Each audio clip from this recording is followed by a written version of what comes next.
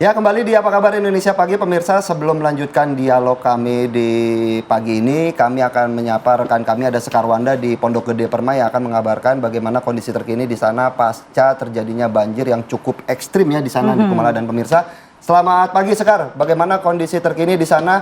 Informasinya warga juga sudah mulai bersih-bersih, sudah mulai merapikan dan kembali ke rumahnya masing-masing. Silakan.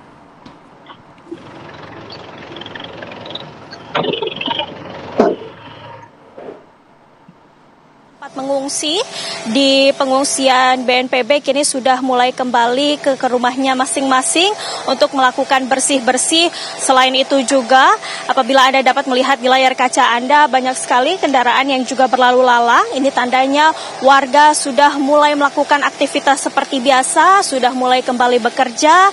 Dan begitu juga di tempat saya mengabarkan saat ini juga merupakan salah satu toko fotokopi yang Anda dapat lihat di depannya. Ini banyak sekali perabotan-perabotan yang terendam lumpur akibat banjir yang terjadi sekitar 5 hari lalu. Banjir yang terjadi 5 hari lalu ini ketinggiannya mencapai 5 hingga 7 meter.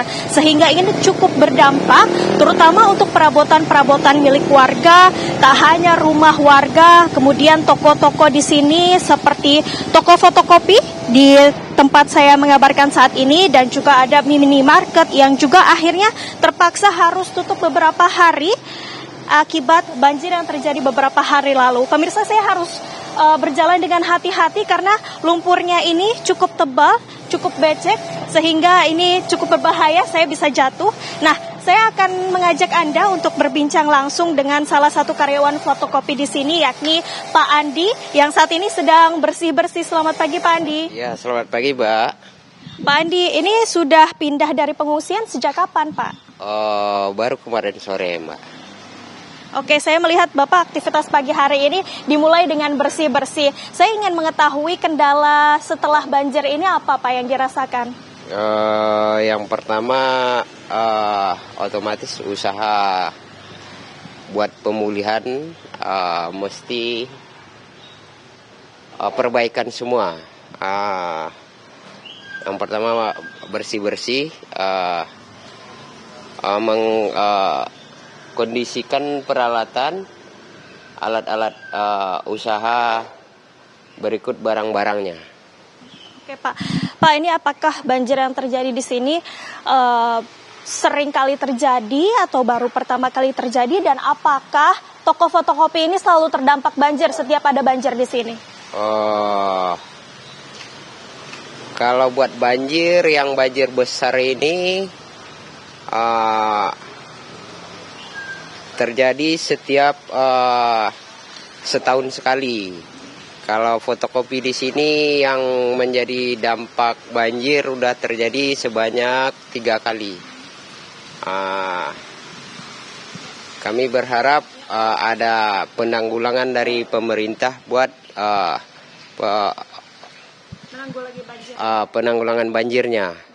Baik, terima kasih ya Pak Andi sudah memberikan informasinya dan bercerita kepada kami di Apa Kabar Indonesia Pagi. Nah, pemirsa, itulah tadi salah satu warga yang terdampak, yakni usahanya juga ikut terdampak karena melihat ini juga banyak sekali perabotan yang rusak akibat banjir ini, dan dari warga sendiri berharap adanya penanggulangan dari pemerintah setempat untuk dapat agar rumah-rumah ataupun toko-toko di sini kembali pulih dan bisa beraktivitas seperti biasa. Saya kembalikan ke Philip di studio. Baik, terima kasih Sekar Wanda langsung dari PGP Bekasi, di mana di sana dia memperlihatkan bagaimana kondisi terkini warga yang terdampak banjir. Banyak peralatan-peralatan warga yang rusak akibat banjir. Lemari-lemarinya tadi di belakang Sekar Wanda juga pada hancur ya, bagaimana kasihan sekali warga. Kita akan langsung menyapa narasumber kita yang sudah bergabung melalui Zoom. Ada Wali Kota Bekasi, ini Pak Tri Adianto. Selamat pagi Pak Tri, Pak Wali Kota. Selamat pagi. Baik, Pak Tri, kita lihat tadi laporan dari rekan kami dari PGP yang merupakan kemarin banjir terparah terjadi di komplek perumahan ini ya, salah satunya terparah. Mungkin saat ini penanganan dari Pemkot Kota Bekasi sendiri seperti apa, Pak? Ya, jadi memang secara berangsur tentu kondisi pasca banjir terus berkurang titik lokasinya. Dari 8 kecamatan yang terdampak, ya untuk hari ini tinggal 5 kecamatan dan titiknya kita konsentrasi kepada 42 titik yang ada di Kota Bekasi. Nah, untuk pasca bencana tentu yang utama adalah tetap konsentrasinya adalah bagaimana menyiapkan logistik bagi warga masyarakat yang memang belum berkehidupan normal. Yang kedua tentu pusat-pusat kesehatan, ya. Ada beberapa puskesmas yang memang belum dioperasionalkan, tapi kita langsung menuju kepada titik-titik lokasi yang berdekatan dengan warga masyarakat dan membuat posko-posko kesehatan. Termasuk di dalamnya adalah dilengkapi dengan ambulans dan juga tenaga medis dan juga obat-obatan. Untuk yang selanjutnya adalah terkait dengan pembersihan. Ya, sampai hari ini kita sudah mengerahkan hampir 42 alat berat, ya kalau bisa dilihat di belakang, ya jadi mini eskavator ya untuk membantu karena memang banyak barang-barang warga yang tidak cukup bisa dilakukan dengan tenaga manusia. Jadi harus dengan menggunakan crane dan alat berat yang ada. Nah, kemudian juga truk sampah ya sampai hari ini ya sudah hampir 42 truk sampah yang kemudian kita terus lakukan peningkatan terkait dengan litasenya.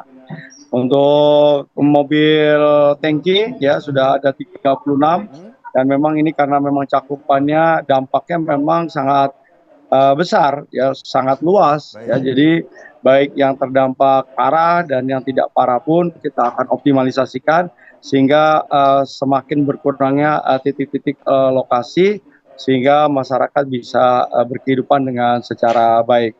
Ya apalagi kemudian harapannya targetnya tentu Senin ya segala pusat-pusat kegiatan publik ya, seperti sekolah, kemudian puskesmas, kantor RW itu mudah-mudahan sudah bisa lebih banyak lagi yang bisa kita operasionalkan.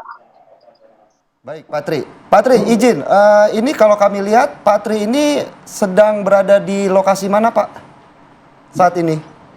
Saya ada di Jakastia. Ya, di perumahan Jakastia di Kecamatan Bekasi Timur, Kecamatan Bekasi Selatan. Ini aktivitasnya sedang melakukan kunjungan atau seperti apa? Loh, hari ini kan kita mengerahkan seluruh kekuatan aparatur pemerintah Kota Bekasi untuk kita membantu warga masyarakat yang ada di 42 titik secara keseluruhan, ya. Sehingga mudah-mudahan dalam 2 hari ini tentu ada sesuatu pelayanan yang lebih baik lagi. Dan lebih banyak lagi sampah yang bisa kita buang ke Bantar Gebang, semakin banyak lagi lingkungan yang bersih sehingga memang cukup tebal ya lumpur yang hari ini harus kita bersihkan.